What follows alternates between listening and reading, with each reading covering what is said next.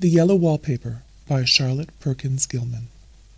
It is very seldom that mere ordinary people like John and myself secure ancestral halls for the summer. A colonial mansion, a hereditary estate, I would say a haunted house, and reach the height of romantic felicity, but that would be asking too much of fate. Still, I will proudly declare that there is something queer about it. Else, why should it be let so cheaply? And why have stood so long untenanted? John laughs at me, of course, but one expects that in marriage. John is practical in the extreme. He has no patience with faith, an intense horror of superstition, and he scoffs openly at any talk of things not to be felt and seen and put down in figures. John is a physician, and perhaps, I would not say it to a living soul, of course, but this is dead paper and a great relief to my mind, perhaps that is one reason I do not get well faster. You see, he does not believe I am sick. And what can one do? If a physician of high standing, and one's own husband, assures friends and relatives that there is really nothing the matter with one but temporary nervous depression, a slight hysterical tendency, what's one to do? My brother is also a physician, and also of high standing, and he says the same thing.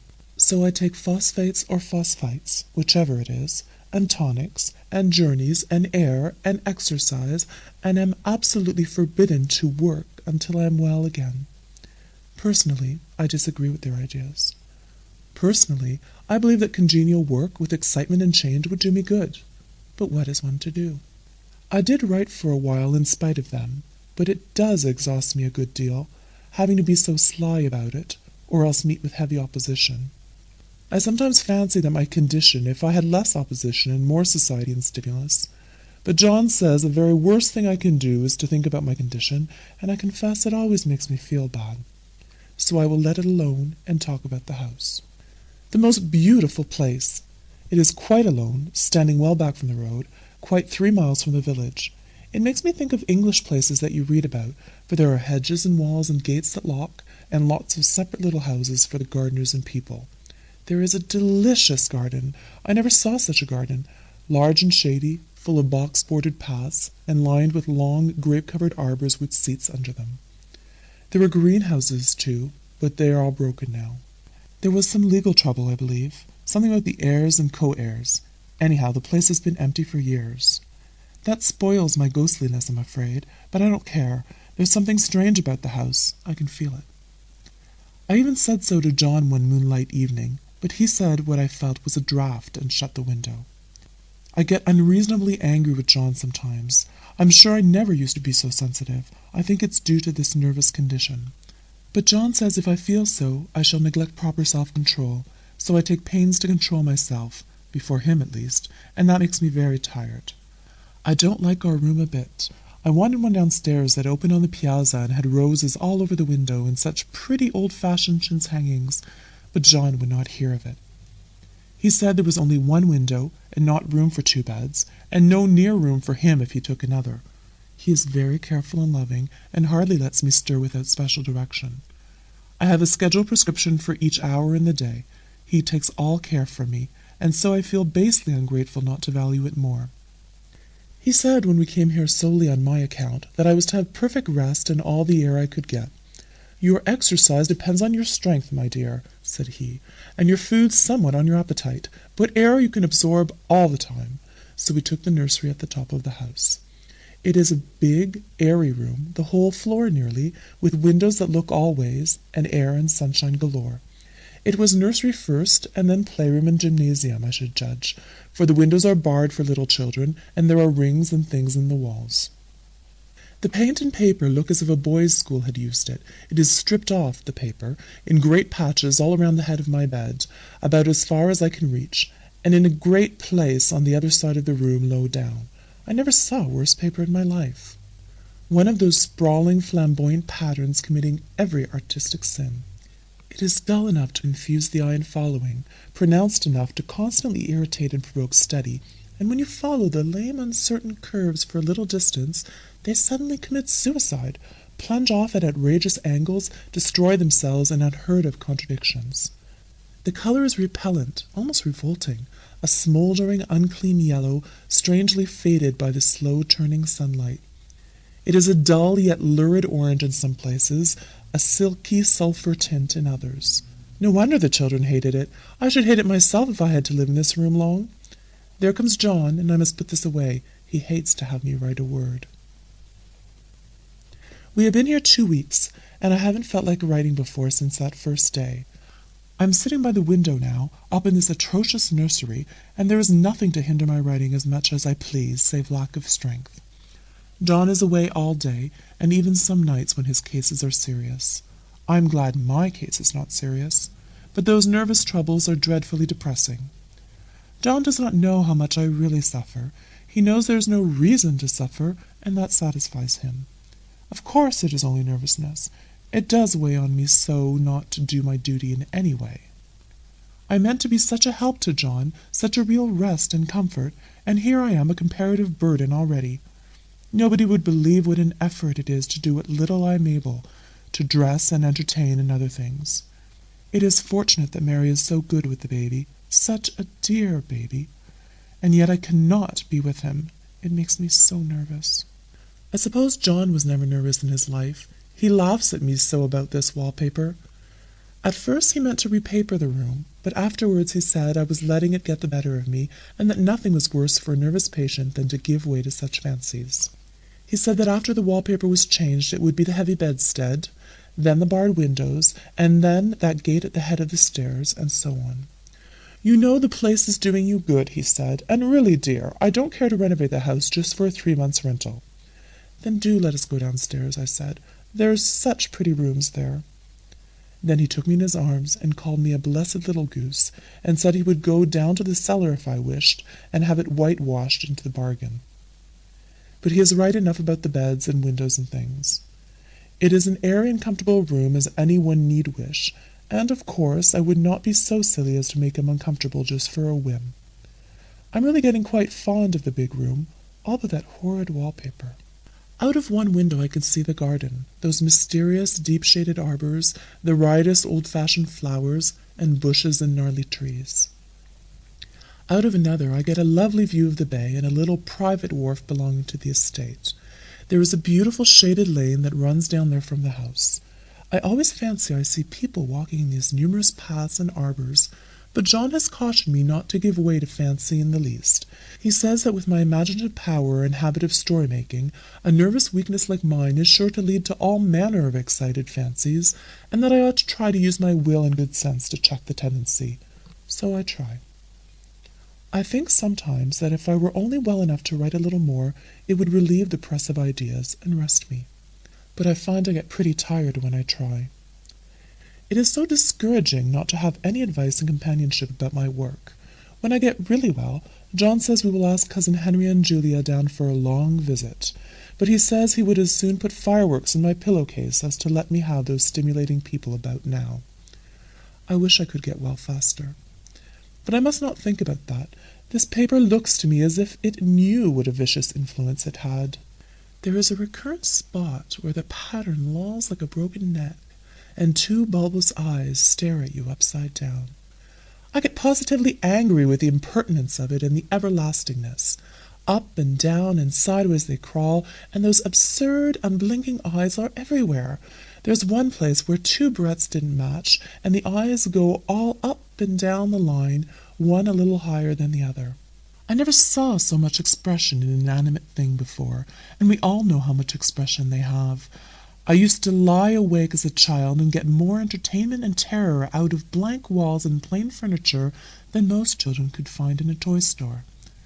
I remember what a kindly wink the knobs of our big old bureau used to have, and there was one chair that always seemed like a strong friend. I used to feel that if any of the other things looked too fierce, I could always hop into that chair and be safe.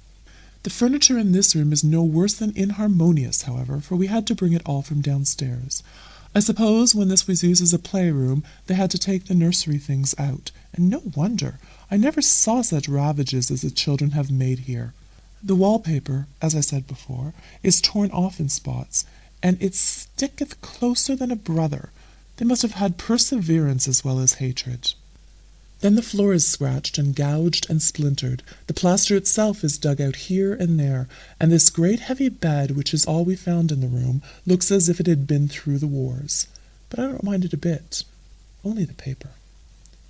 There comes John's sister. Such a dear girl as she is, and so careful of me. I must not let her find me writing. She is a perfect and enthusiastic housekeeper, and hopes for no better profession. I verily believe she thinks it is the writing which made me sick. But I can write when she is out, and see her a long way off from these windows. There is one that commands the road, a lovely shaded winding road, and one that just looks off over the country. A lovely country, too, full of great elms and velvet meadows. This wallpaper has a kind of sub-pattern in a different shade, a particularly irritating one, for you can only see it in certain light and not clearly then. But in the places where it isn't faded and where the sun is just so, I can see a strange, provoking, formless sort of figure that seems to skulk about behind that silly and conspicuous front design. There's Sister on the stairs. Well, the 4th of July is over. The people are gone and I am tired out. John thought it might do me good to see a little company, so we just had Mother and Nellie and the children down for a week. Of course I didn't do a thing. Jenny sees to everything now. But it tired me all the same. John says if I don't pick up faster, he shall send me to Weir Mitchell in the fall. But I don't want to go there at all. I had a friend who was in his hands once, and she says he is just like John and my brother, only more so. Besides, it is such an undertaking to go so far. I don't feel as if it was worth while to turn my hand over for anything, and I'm getting dreadfully fretful and querulous. I cry at nothing, and cry most of the time. Of course I don't when John is here, or anybody else, but when I am alone. And I am alone a great deal just now. John is kept in town very often by serious cases, and Jenny is good and lets me alone when I want her to. So I walk a little in the garden, or down that lovely lane, sit on the porch under the roses, and lie down up here a good deal. I'm getting fond of the room in spite of the wallpaper, perhaps because of the wallpaper. It dwells in my mind so. I lie here on this great immovable bed. It is nailed down, I believe, and follow that pattern about by the hour.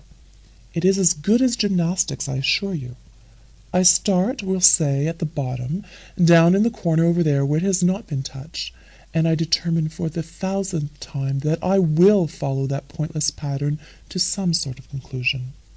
I know a little of the principle of design, and I know this thing was not arranged on any laws of radiation or alternation or repetition or symmetry or anything else that I ever heard of.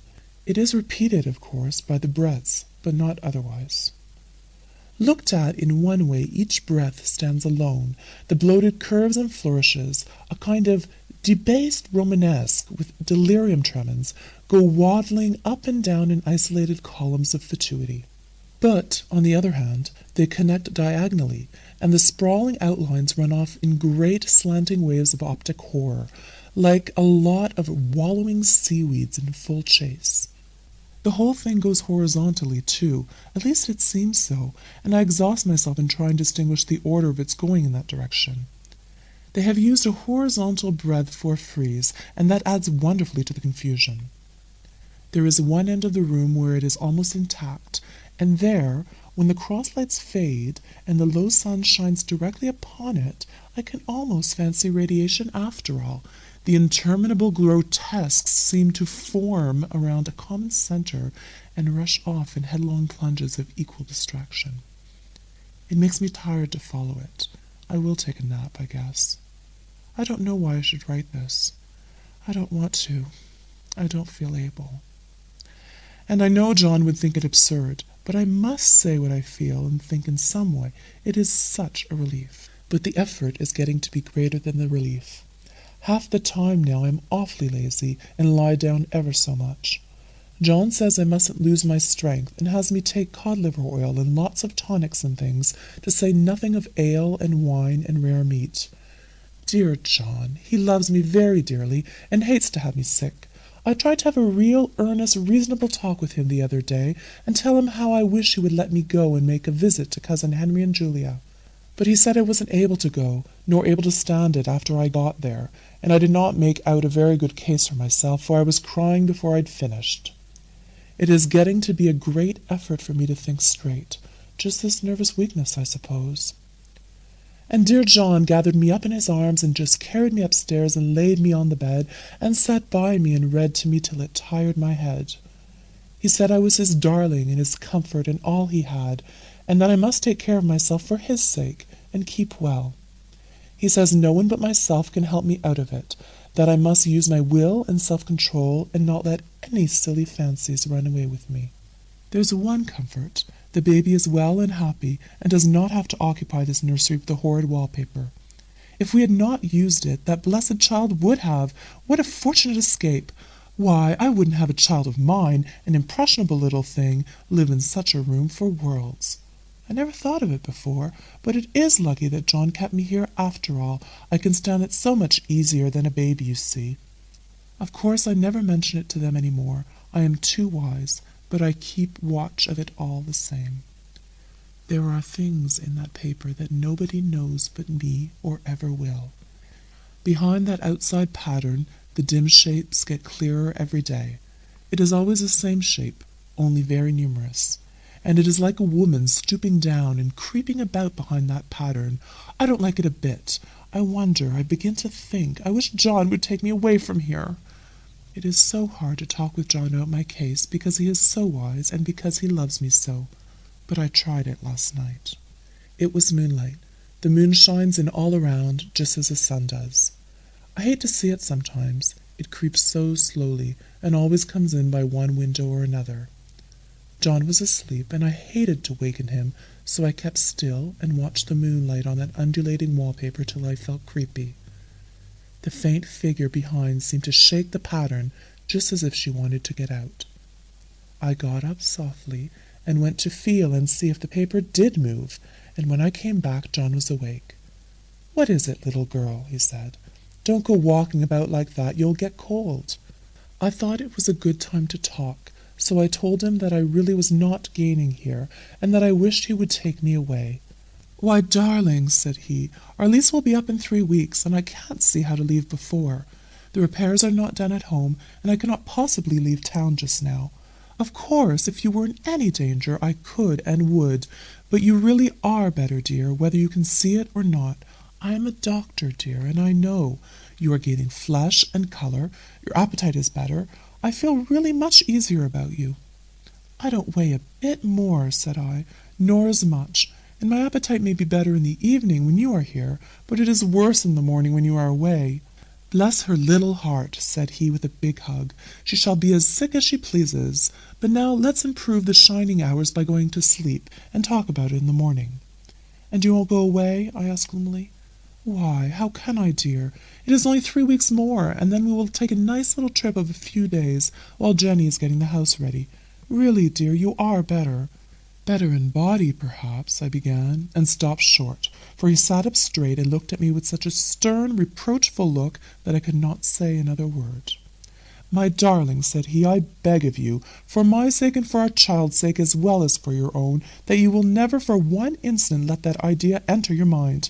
There is nothing so dangerous, so fascinating to a temperament like yours. It is a false and foolish fancy. Can you not trust me as a physician when I tell you so?" So of course I said no more on that score, and we went to sleep before long. He thought I was asleep first, but I wasn't, and lay there for hours trying to decide whether that front pattern and the back pattern really did move together or separately. On a pattern like this, by daylight, there is a lack of sequence, a defiance of law that is a constant irritant to a normal mind.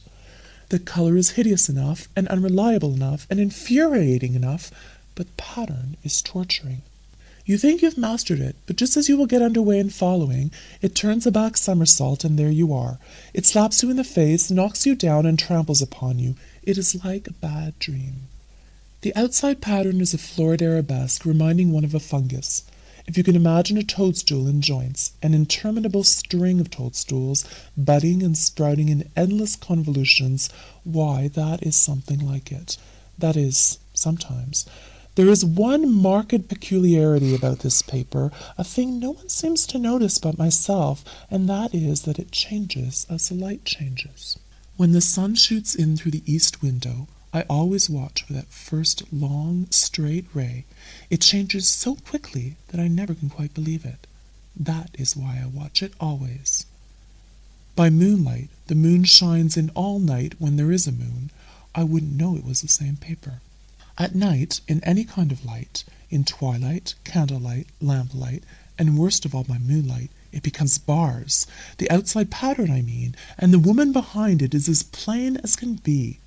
I didn't realize for a long time what that thing was that showed behind, that dim sub-pattern, but now I am quite sure it is a woman.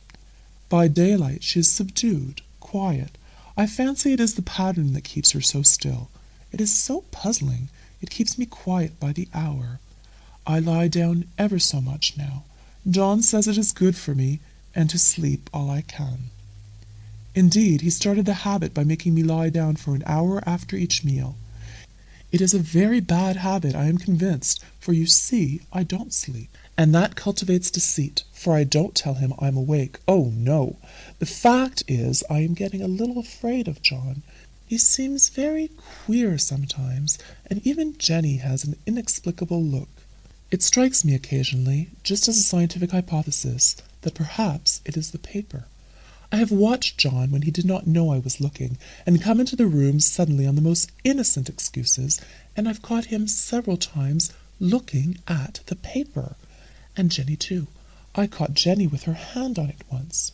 She didn't know I was in the room, and when I asked her in a very quiet voice, with the most restrained manner possible, what she was doing with the paper, she turned around as if she had been caught stealing, and looked quite angry, asked me why I should frighten her so. Then she said that the paper stained everything it touched, that she had found yellow smooches on all my clothes and John's, and she wished we would be more careful. Did that not sound innocent?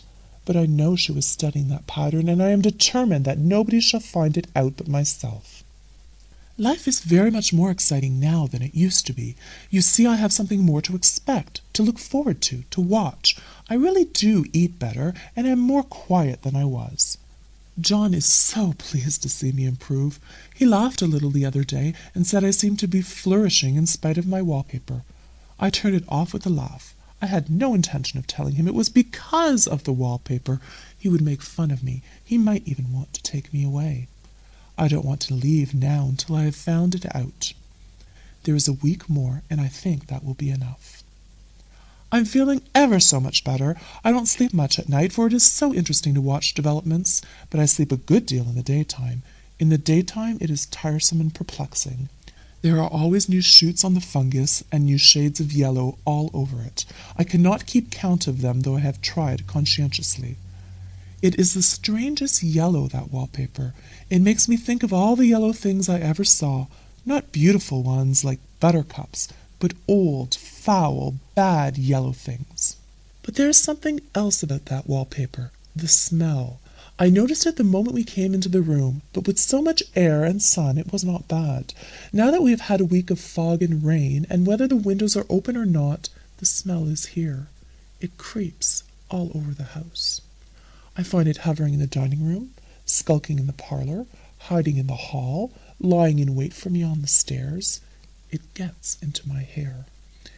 Even when I go to ride, if I turn my head suddenly and surprise it, there is that smell. Such a peculiar odor, too. I've spent hours in trying to analyze it, to find what it smelled like. It is not bad at first, and very gentle, but quite the subtlest, most enduring odor I ever met. In this damp weather it is awful. I wake up in the night and find it hanging over me. It used to disturb me at first. I thought seriously of burning the house to reach the smell. But now I am used to it. The only thing I can think of that it is like is the color of the paper, a yellow smell. There is a very funny mark on this wall, low down near the mopboard, a streak that runs round the room. It goes behind every piece of furniture except the bed, a long, straight, even smooch, as if it had been rubbed over and over. I wonder how it was done and who did it, and what they did it for. Round and round and round. round and round and round. It makes me dizzy. I really have discovered something at last. Through watching so much at night when it changes so, I have finally found out. The front pattern does move, and no wonder the woman behind shakes it. Sometimes I think there are a great many women behind, and sometimes only one, and she crawls around fast, and her crawling shakes it all over. Then, in the very bright spots, she keeps still, and in the very shady spots, she just takes hold of the bars and shakes them hard. And she is all the time trying to climb through, but nobody could climb through that pattern. It strangles so. I think that is why it has so many heads. They get through, and then the pattern strangles them off and turns them upside down and makes their eyes white. If those heads were covered or taken off, it would not be half so bad. I think that woman gets out in the daytime, and I'll tell you why, privately. I've seen her. I can see her out every one of my windows. It is the same woman, I know, for she is always creeping, and most women do not creep by daylight. I see her on that long road under the trees, creeping along, and when a carriage comes she hides under the blackberry vines. I don't blame her a bit. It must be very humiliating to be caught creeping by daylight. I always lock the door when I creep by daylight. I can't do it at night, for I know John would suspect something at once. And John is so queer now that I don't want to irritate him. I wish he would take another room. Besides, I don't want anybody to get that woman out at night but myself. I often wonder if I could see her out of all the windows at once. But, turn as fast as I can only see out of one at a time. And though I always see her, she may be able to creep faster than I can turn. I have watched her sometimes away off in the open country, creeping as fast as a cloud shadow in a high wind. If only that top pattern could be gotten off from the under one. I mean to try it, little by little. I have found out another thing, but I shan't tell it this time. It does not do to trust people too much. There are only 2 more days to get this paper off, and I believe John is beginning to notice. I don't like the look in his eyes. And I heard him ask Jenny a lot of professional questions about me. She had a very good report to give. She said I slept a good deal in the daytime. John knows I don't sleep very well at night, for I'm all so quiet. He asked me all sorts of questions too, and pretended to be very loving and kind, as if I couldn't see through him. Still, I don't wonder he acts so, sleeping under this paper for 3 months. It only interests me, but I feel sure John and Jenny are secretly affected by it. Hurrah! This is the last night, but it is enough. John is to stay in town overnight and won't be out until this evening. Jenny wanted to sleep with me, the sly thing, but I told her I should undoubtedly rest better for a night all alone. That was clever, for really I wasn't alone a bit. As soon as it was moonlight and that poor thing began to crawl and shake the pattern, I got up and ran to help her. I pulled and she shook, I shook and she pulled, and before morning we had peeled off yards of that paper, a strip about as high as my head and half around the room. And then when the sun came and that awful pattern began to laugh at me, I declared I would finish it today. We go away tomorrow, and they are moving all my furniture down again to leave things as they were before. Jenny looked at the wall in amazement, but I told her merrily that I did it out of pure spite at the vicious thing. She laughed and said she wouldn't mind doing it herself, but I must not get tired. How she betrayed herself that time. But I am here, and no person touches this paper but me, not alive. She tried to get me out of the room. It was too patent. But I said it was so quiet and empty and clean now that I believed I would lie down again and sleep all I could, and not to wake me even for dinner. I would call when I woke. So now she is gone, and the servants are gone, and the things are gone, and there is nothing left but that great bedstead nailed down with the canvas mattress we found on it. We shall sleep downstairs tonight, and take the boat home tomorrow. I quite enjoy the room now that it is bare again. How those children did tear about here! This bedstead is fairly gnawed, but I must get to work. I have locked the door and thrown the key down into the front path. I don't want to go out, and I don't want to have anybody come in till John comes. I want to astonish him. I've got a rope up here, and that even Jenny didn't find. If that woman does get out and tries to get away, I can tie her. But I forgot I could not reach far without anything to stand on. This bed will not move. I tried to lift and push it until I was lame, and then I got so angry I bit off a little piece at one corner, but it hurt my teeth. Then I peeled off all the paper I could reach standing on the floor. It sticks horribly, and the pattern just enjoys it. All those strangled heads and bulbous eyes and waddling fungus growths just shriek with derision. I am getting angry enough to do something desperate. To jump out the window would be admirable exercise, but the bars are too strong even to try. Besides, I wouldn't do it. Of course not. I know well enough that a step like that is improper and might be misconstrued. I don't want to look out the windows even. There are so many of those creeping women, and they creep so fast. I wonder if they all come out of the wallpaper as I did. But I am securely fastened now by my well-hidden rope. You don't get me out in the road there. I suppose I shall have to go back behind the pattern when it comes night, and that is hard. It is so pleasant to be out in this great room and creep around as I please. I don't want to go outside. I won't, even if Jenny asks me to. For outside you have to creep on the ground, and everything is green instead of yellow. But here I can creep smoothly on the floor, and my shoulder just fits in that long smooch around the wall, so I cannot lose my way. Why, there's John at the door. It is no use, young man, you can't open it. How he does call and pound. Now he's crying for an axe. It would be a shame to break down that beautiful door. "John, dear," I said in the gentlest voice, "the key is down by the front steps, under a plantain leaf." That silenced him for a few moments. Then he said, very quietly indeed, "Open the door, my darling." "I can't," said I. "The key is down by the front door, under a plantain leaf." And then I said it again, several times, very gently and slowly, and said it so often that he had to go and see, and he got it, of course, and came in. He stopped short by the door.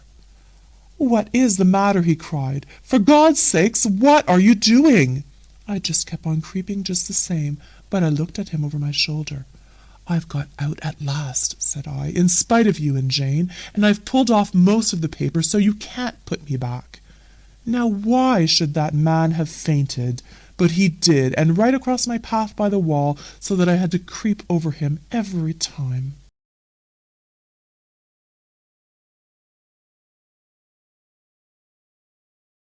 The Yellow Wallpaper by Charlotte Perkins Gilman.